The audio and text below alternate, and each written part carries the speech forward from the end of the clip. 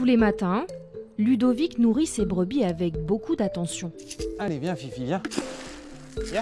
Depuis 13 ans, il élève cette race avranchine, une espèce rare.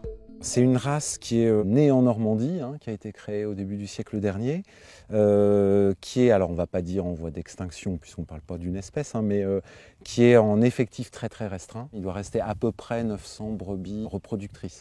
Mais c'était sans compter sur l'arrivée d'un nouvel habitant dans la région, un loup qui s'est attaqué à 2 de ses brebis en octobre dernier. Je n'ai pas pensé que c'était possible qu'il y ait un loup. Après, c'est vrai que l'état dans lequel j'ai retrouvé la bête était vraiment suspect. Là, j'ai retrouvé quand même les 2 fois une brebis avec une patte avant en moins, enlevée. Donc c'est vrai que c'est pas anodin, j'ai même pensé que c'était un acte de malveillance. L'éleveur devrait bientôt être indemnisé pour la perte de ses animaux.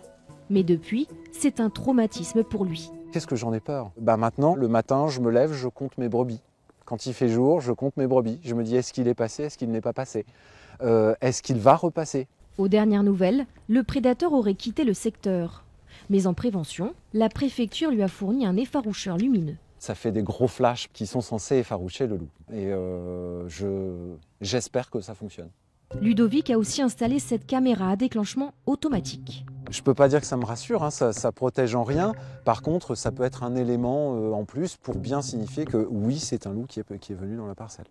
Pour l'instant, aucune image de loup n'a été prise chez Ludovic, mais la bête pourrait pourtant encore bien rôder dans les parages. Pour la première fois depuis plus d'1 siècle, le loup serait donc aux portes de Paris.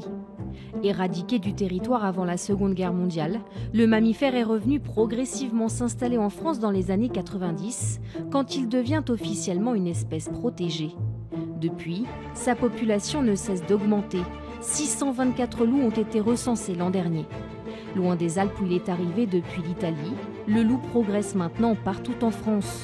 Mais face aux attaques d'élevage qui se multiplient, cette réapparition n'est pas toujours vue d'un bon œil.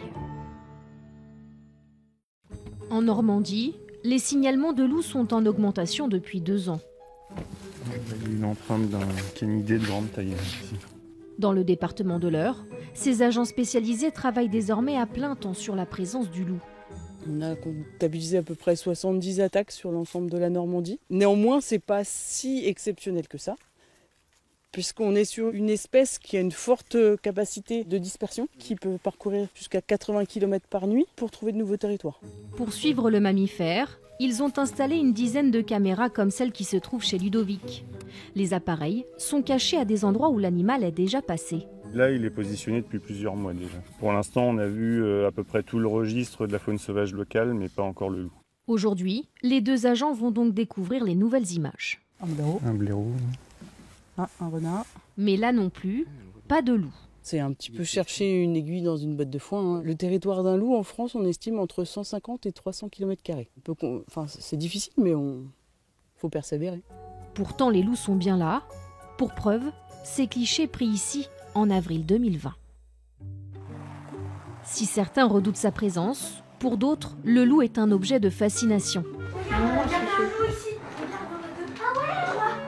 Oh super, ils sont tous là pour notre arrivée.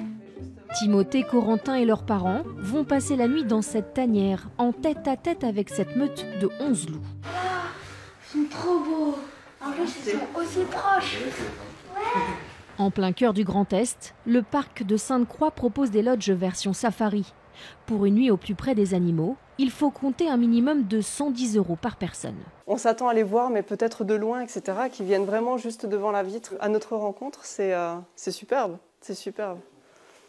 Puis bon, pour les enfants, c'est juste magique. Seule cette vitre les sépare du mammifère. Est-ce que ça fait un petit peu peur d'être de l'autre côté de la vitre comme ça ?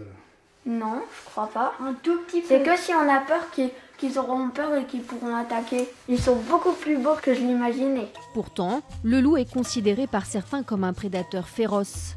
Entre la bête du Gévaudan et les contes pour enfants, il a la réputation d'être un animal dangereux. L'objectif du parc est donc de le démystifier. Le loup et le chien sont les 2 plus grands canidés de la planète. En parlant notamment de ses repas. Thanos, Aujourd'hui encore, on raconte plein d'histoires sur le loup. Le loup est un ventre sur pattes. Et bien là, vous avez la preuve que non. Regardez Thor, j'ai bien mon seau ici et il sait pertinemment qu'il y a son goûter à l'intérieur et il ne se lève pas. Eh bien oui, il y a des loups gourmands et il y a des loups qui ne le sont pas. L'animateur se veut rassurant. Il est prudent. Son réflexe numéro 1, c'est de prendre la fuite. Du coup, est-ce que les loups attaquent les humains? Non. Non. Malgré les efforts de ces passionnés, le retour du loup en France suscite toujours autant de questions. Pour certains, c'est une épreuve, mais pour d'autres, une opportunité.